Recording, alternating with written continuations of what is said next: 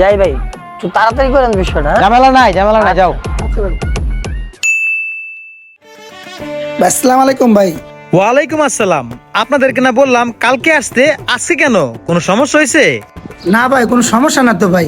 আপনি টাকা জমার আধা ঘন্টা পরেই ভাই আমার মোবাইলের মেসেজ আসছে, আমার 2 দিন পরে ভাই ফ্ল্যাট ভাই। আপনার ভাই অসংখ্য ধন্যবাদ ভাই। ভাই আমার কাজ হলো সলিড ভাই, আপনার টাকা জমা দেওয়ার পরেই আমার কাছে তথ্যটা আসছে।